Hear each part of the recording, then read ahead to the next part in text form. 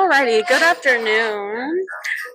If I could have you state your full name first and then the activity you participate in. My name is Chantel Ralls, and I am the director of a folklorico company called CDFA. Awesome. Alrighty, and to start off with the first question, in what ways do you think these programs shape a student's sense of identity or connection to culture? I think just dance practices and performances, like attending these groups develops a sense of community, and so students begin to build relationships with each other, and really kind of start to sense the importance of what they're doing and representing. And so I think folklorico has definitely helped build community, and students appreciate the culture of ballet folklorico. Yeah, for sure. I know that while I wasn't involved as much, but I see it through my sister, and it's like one of the things, that she has told me herself. It's brought up how she feels about being connected to our culture per se. It's definitely one of the things that bridges us to like being able to connect with our family and like with our grandparents. I think that's the biggest thing is connecting to our grandparents because they'll always be familiar with the music or like the dances and things like that. So, yeah, and that's kind of how I started because my mom used to do it, and then my grandma used to do it, and then so she wanted me and my sister to do it, and it's something that kind of stuck with me, or at least for me, it's like something that I've shared that I just can't walk away from. It's something that I feel so deeply rooted within myself, and I'm proud to be able to not only connect to my culture, but help others learn about it and be part of that.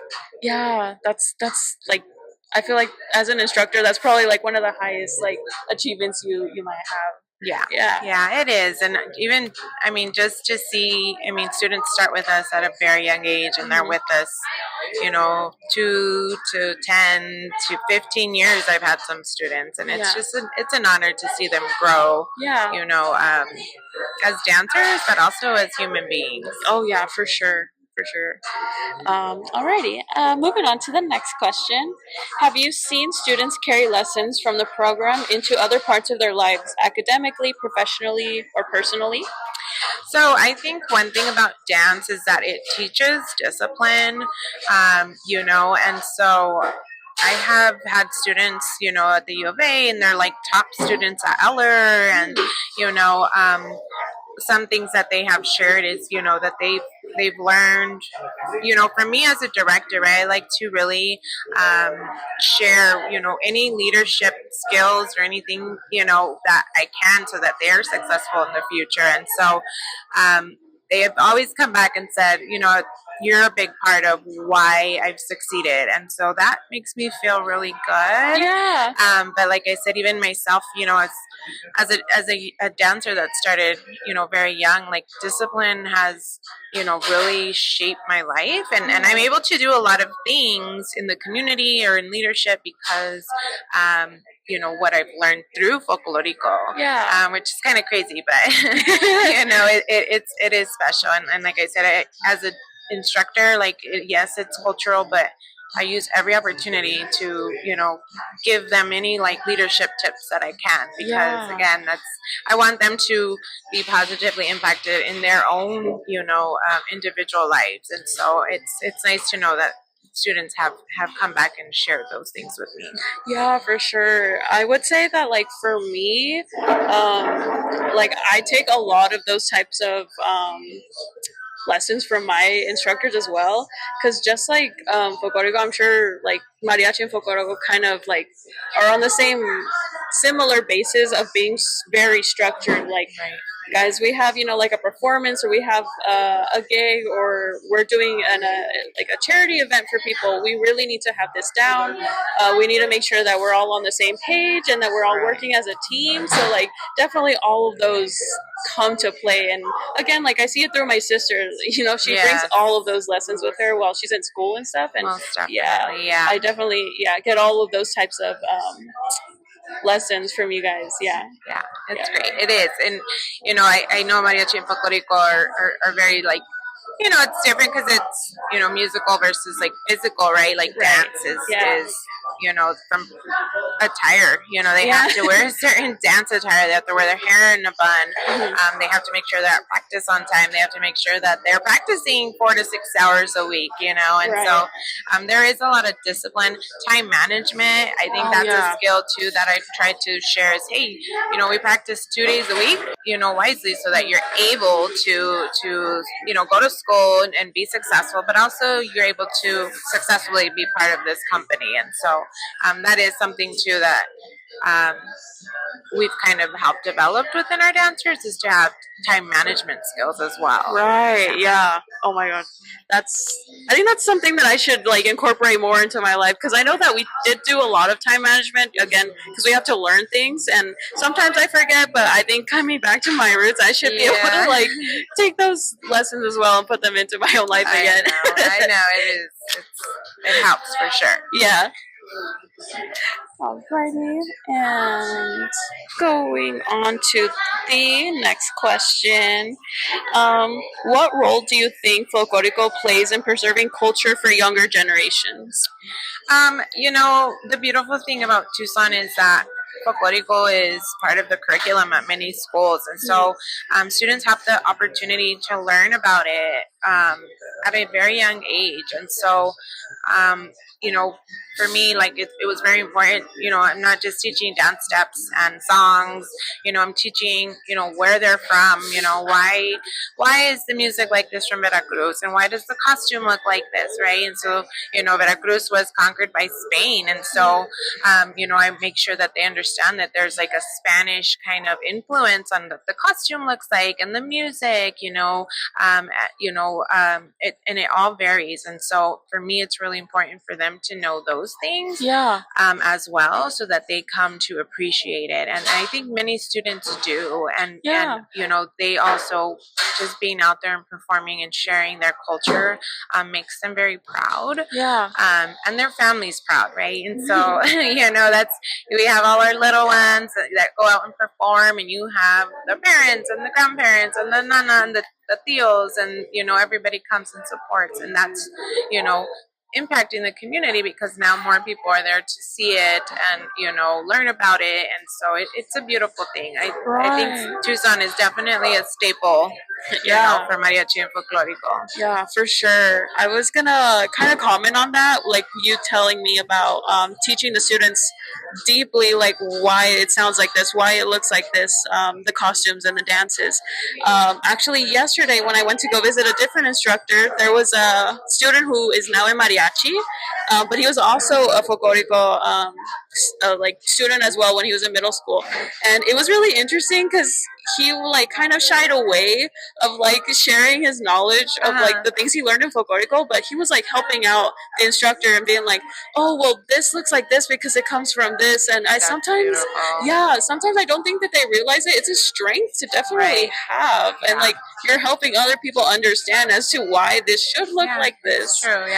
So I hope that like all the students take away that, like being able to even just pass that on to other people who don't know, because it's always important to understand like where things come from and how things have come to be, how they developed.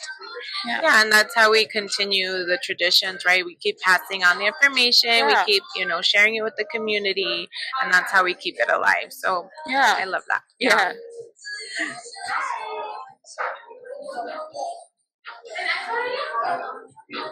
Alrighty, moving on to the fourth question. What emotions or values do you hope students walk away with after participating in your program? Emotionally, I feel like a lot of students connect and build relationships. So obviously, like positive, friendships and things like that. I mean, for me, I still have friends from over 20 years that are my folklorico friends, and so again, you build those connections going to mariachi conference and performances or traveling together. So that is something that I hope for our students to have and build, and again, have those lifelong friendships, and connections. As far as emotions, we always tell everybody, leave your stress at the door. I know it's so stressful and it's finals, but that we're here to forget about those things, and so it is a happy place. Although I do tell them middle school comes first, you gotta miss the final time, but I don't want them to feel stressed ever coming into my dance studio. I want again, dance is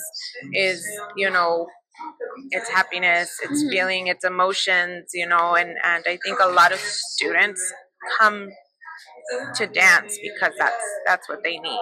Yeah, that's a really good message to put out there, because sometimes that's exactly what you need after like a really hard day or hard week, and you just like find that really good release with dance. And if that's what it is, and like let it be, like let that kind of shine through and give it your all. And it's a stress-free environment. So. Yeah, that's awesome. I love that. Alrighty. So how has teaching folklorico impacted your life or sense of purpose? So it wasn't really my plans. Like it kind of just fell in my lap. I was like, I'll take it as a part-time job, and I'll go to college and do, because I loved it. It was fun. Yeah. But then when it came to like making a career choice, like I fell in love with teaching and education, and so there was just no way. Like I was like, I'm gonna stay in this, and I'm my career developed in education, but it's become so much part of who I am. Yeah. And again, for me too, it's making those connections with the families and our kids, and my kids are part of it, my family's part of it, and so it is a huge part of my life, and a passion of mine. And so I'm lucky to be able to run a company where multiple families and generations now are coming through. So like some of my friends' kids are now in the group. Right. So yeah. It's again, it's definitely something that's beautiful to be part of, right? Yeah. You become a family, and like I said, there's generations of students that come through, and you impacted them in some way. Yeah. So it's nice to know that whatever they do in the future, like you were part of their journey. And so for me, it's a beautiful thing to know that my students have looked up to me, or they come to me for advice, because for me, like, those are the things that matter as an instructor. It's not like a title or anything like that. It really is the relationships and the connections, and then again, this is something I'm very prideful about, and to be able to represent my culture, and share it with the community of Tucson, like, and students, right? And then they're gonna share it as well. It makes me really proud. Yeah, that's so beautiful. I love that. And then because like again, your family has been like embedded in folklorico for so long. So like, do you ever have like that sense of like your previous instructors as well, of like being able to like kind of go to them and having that hope that your students are able to do that to you? Yeah. So I know, like, many times I refer, there's one maestro that really impacted just my journey, I guess. Maestro Rafael Samarripa, he's one of the founders of the Mariachi Conference, and it was his conversations that impacted me, where I was like, wow.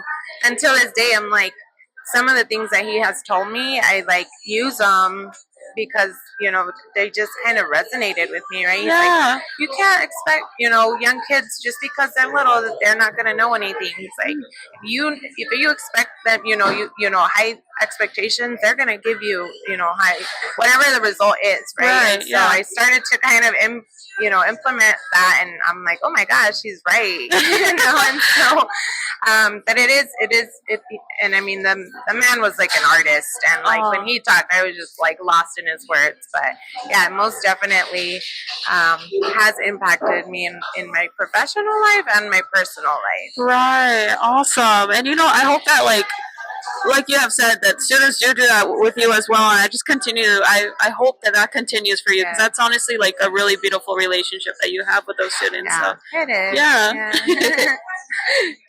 All right, and on to the next question. Why do you think arts and culture programs like this are important in our schools and communities today? It's definitely that cultural diversity, and I think it's important to, we're a southern like border state, and Yeah. so um, I mean, we have a big Hispanic population, and Right. so I think it's it teaches kids value and that cultural importance of representing, their traditions, right? And not just in folklorico, but mariachi as well. Yeah. So we started these programs in our schools many, many, many years ago, and Yeah. students develop, from a young age all the way through senior year in high school and continue after that. And so we're not only teaching them, technical skills, but the value of traditions and culture. And so I think it's a beautiful thing, like I said, that our kids in the schools can share them, at their schools, with their families, and then in the community. And so keeping, again, the traditions alive. I think the Tucson Mariachi Conference has also been, like a big part of why our schools have mariachi and folklorico. And so again, it's just been a huge part of the community, and I think Tucson really appreciates, what we have to offer. Yeah, for sure. And then again, it kind of like students who even are like in the Hispanic, they have a Hispanic background. Sometimes I feel like it doesn't kind of come across all the way, just because sometimes we kind of don't grow up in that like sense, because right, yeah, some families, not that it's bad or anything, it's just that like sometimes you're not taught Spanish, or that people are trying to gear away from that just right, to kind of blend in the states. But like definitely having the opportunity to have these programs in the school gives like a good chance for students to get back into kind of to celebrate, right? Yeah, like yeah, celebrate that part of their culture. Yeah. For sure, I definitely, and it's not all. I mean, I don't just have Hispanic kids. I have all, ethnicities, and yeah. So I think again, it's not just for one; it's for all, and even so, like we have, children who are autistic, and so I think it's a very inclusive. Yeah. Both mariachi and folklorico are very inclusive environments, and so I think that is also really important. Yeah, that's another good point you bring up. Like sometimes I kind of forget, which I feel bad for that. I kind of forget that there are other people who find like an interest, or like the beauty of within like the music or the dance, right?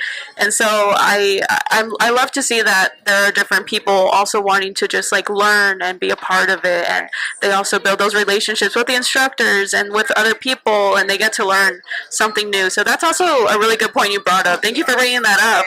Yeah. And as I see pictures from like kids at Stafford and Davis, I'm like, oh my gosh, that's beautiful. Like, yeah. It's just, it's all the cultures, and I think it's beautiful that just because it's a Hispanic, or Mexican, tradition, like it doesn't mean that it's only for Hispanics or right, Mexicans. It's for everyone. Yeah, definitely. Thank you for bringing that up again. I love that you did.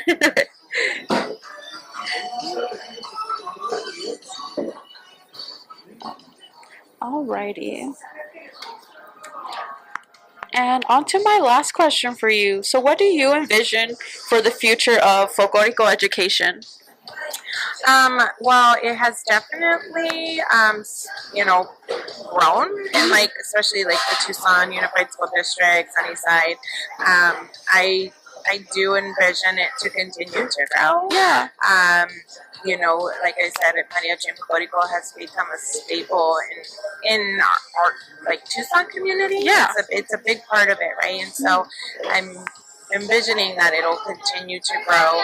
I know for me, it's been important to get my students into the schools to start teaching, and so again, passing on those traditions, because I'm not just teaching them to dance. Some of them I teach, they become leaders, Yeah. where they're going to eventually, if they're not in the schools, if they create their own dance company, that would make me happy. But I'm hoping to, we've had conversations about it, expanding to like the university, right? Yeah. And so, if we're able to do that, I mean, I think it would be such a beautiful thing. But I do envision it continuing to expand, with the programs and the things that we're doing now in the community.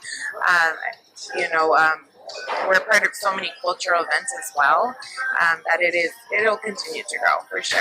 Oh yeah, And the impact, right? That's what Yeah. that's what matters. Is it's going to continue to impact broader communities. Right. Yeah. I hope the same thing too. I hope that my own children at some point, if I'm still here, I'm hopeful also if I go somewhere else that maybe, just maybe I'll find that. But definitely being here in the Tucson area, I would love if my kids had the opportunity to try it out in school. Yeah. And then if, they really, really enjoy it, that would bring so much joy to me. I know. Yeah. And we get Me to. too. I'm Yeah. so happy my girls do it. That's right. That's right. Yeah. It's, to me, I'm like, it's your choice. You can do it. You don't have to, but to me, it's so beautiful. And they're both in mariachi and folklorico, Oh, wow. So, yeah. Yeah. You got lucky. I got lucky. Yeah, you get to see the two sides of it, so that's really cool. See, that's what I hope that my kids, even if they don't take like a huge interest, at least it's there and offered to them, and they're able to try it out. Yeah, yeah. And sometimes I do hope that maybe they'll fall in love with it the way that I did. It doesn't even matter which program. I just would love to see them be happy in those type of programs. Yeah. Alrighty, well, yeah, that was all the questions I had for you. Thank you so much for doing this for me today. Thank you. I think this is important work, so I appreciate you doing this too. Yes, no problem. It's a topic that I'm very passionate about, so I'm really happy I got to speak with you and everyone else who has given me some input. Yeah. Anytime, girl. Thank you.